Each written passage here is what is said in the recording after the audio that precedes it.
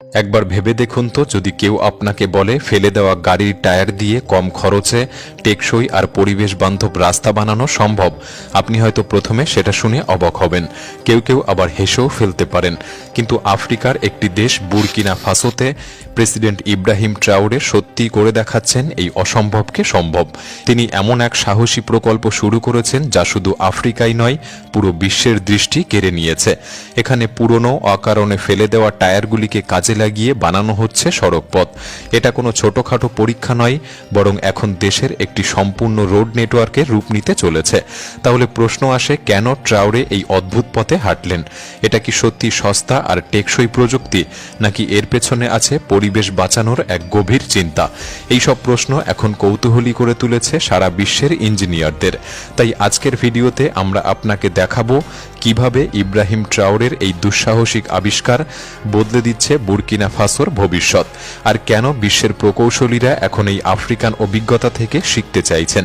এটি নিঃসন্দেহে সবার জন্য এক রোমাঞ্চকর অভিজ্ঞতা হতে চলেছে, তাই ভিডিওটি সম্পূর্ণ দেখার অনুরোধ রইল। এমন একটি দেশ যারা সবসময় ঋণে চলত, যেখানে অধিকাংশ অবকাঠামো পুরনো আর ভগ্নদশার মধ্যে ছিল, সেখানে রাস্তা বর্ষায় প্রায় ডুবে যেত, অতিরিক্ত গরমে রাস্তা ফেটে যেত, গ্রাম আর শহরকে সংযুক্ত করা সড়কগুলি ছিল পিচবিহীন এবং বিপজ্জনক, যেখানে অ্যাম্বুলেন্স, ফায়ার ব্রিগেড বা স্কুল বাস প্রায় ঘন্টার পর ঘন্টা আটকে থাকত।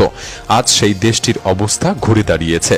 দেশটির করুণ অবস্থা ইব্রাহিম ট্রাওরেকে বাধ্য করেছে এমন একটি সমাধান খুঁজে বের করতে যা হবে কম খরচে, দীর্ঘস্থায়ী এবং পরিবেশের জন্য নিরাপদ। এবং এই প্রেক্ষাপট থেকেই জন্ম নিয়েছে সেই টায়ার দিয়ে রাস্তা তৈরির ধারণা। হ্যাঁ, সেই একই টায়ার যা গাড়ি থেকে বাতিল হওয়ার পর বর্জ্যের অংশে পরিণত হয়, যেগুলি জ্বালালে বিষাক্ত ধোঁয়া বা নদী ও নালায় আটকে গিয়ে পরিবেশ দূষণের কারণ হয়। ইব্রাহিমের নির্দেশ মতো এই টায়ারগুলি মাটি বরাবর ছড়িয়ে দেওয়া হয়। এরপর একটি বিশেষ ধরনের সিমেন্টের মিশ্রণ লাগানো হয় যা রাবারের সাথে ভালোভাবে লেগে থাকে এবং উষ্ণ ও শীতকালের চাপও সহ্য করতে পারে। বিশেষজ্ঞরা মনে করেন এই প্রযুক্তি কেবল পরিবেশ বান্ধবই নয়, এটি প্রচলিত রাস্তার চেয়ে 40% কম খরচে তৈরি করা সম্ভব। এর পাশাপাশি এই রাস্তা বন্যা ও বৃষ্টির আঘাতও ভালোভাবে শোষণ করতে পারে। রাবারের বিশেষত্ব হলো এটি চাপ সহ্য করতে পারে এবং সহজে ছিঁড়ে যায় না। এর ফলে বুরকিনা ফাসোর অনেক ছোট গ্রাম এখন কেন্দ্রীয় শহরগুলির সাথে যুক্ত হয়েছে। যেখানে আগে পৌঁছাতে 5 ঘন্টা সময় লাগতো, এখন পৌঁছানো যায় মাত্র 1 ঘন্টায়। ইব্রাহিম ট্রাওরে কেবল এই পরিকল্পনাটি এগিয়ে নেননি, তিনি হাজার হাজার তরুণকেও কর্মসংস্থানের সুযোগ করে দিয়েছেন।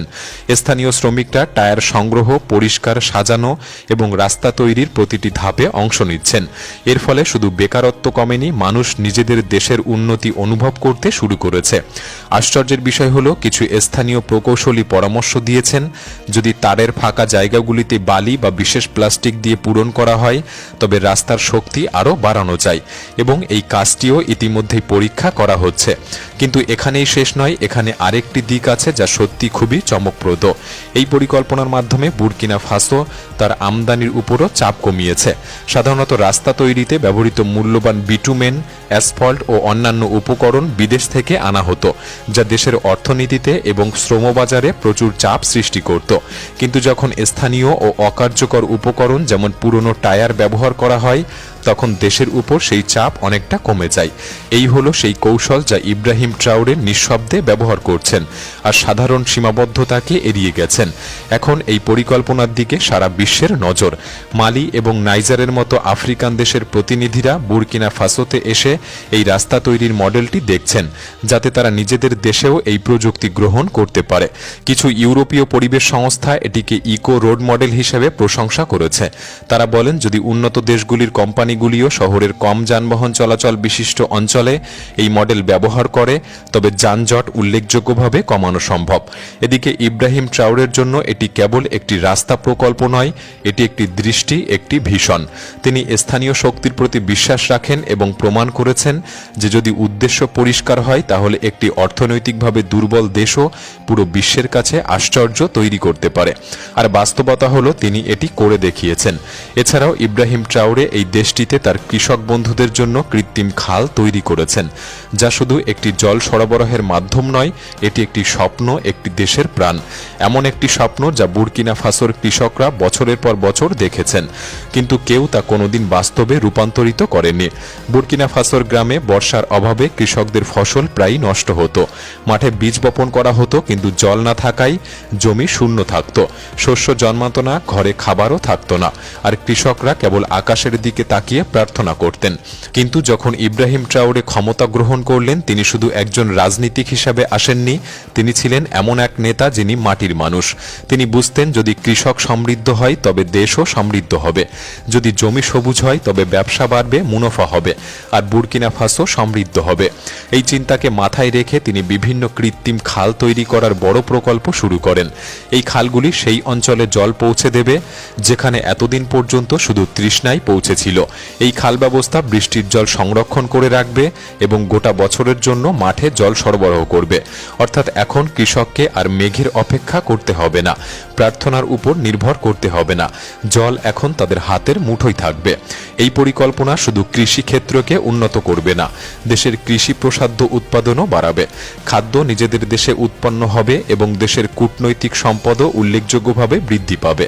শুধুমাত্র গম, চাল, ভুট্টা নয়, সবজি ও ফল এবং অন্যান্য ফসলও এদেশের ভেতরেই উৎপাদিত হবে এবং সম্ভব হলে বিদেশেও বিক্রি করা হবে।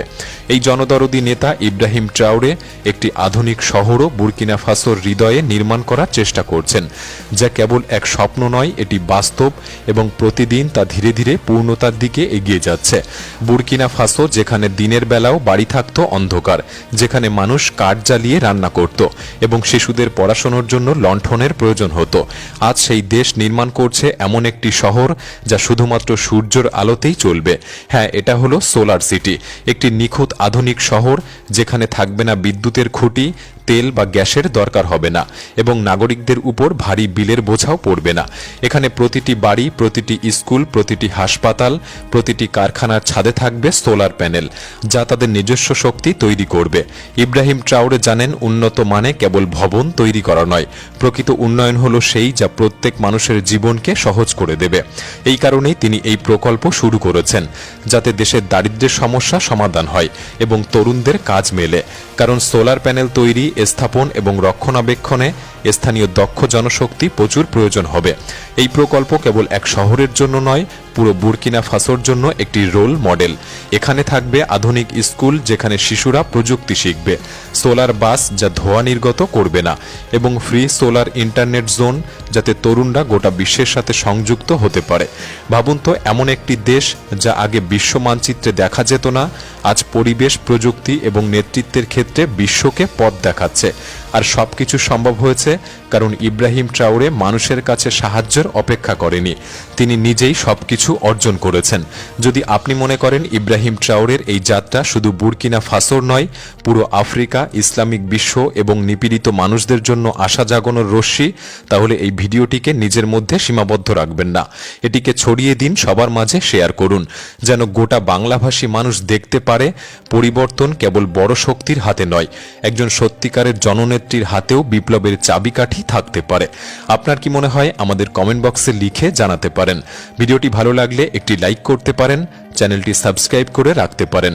তাহলে দেখা হচ্ছে পরবর্তী নতুন একটি এপিসোডে। ধন্যবাদ।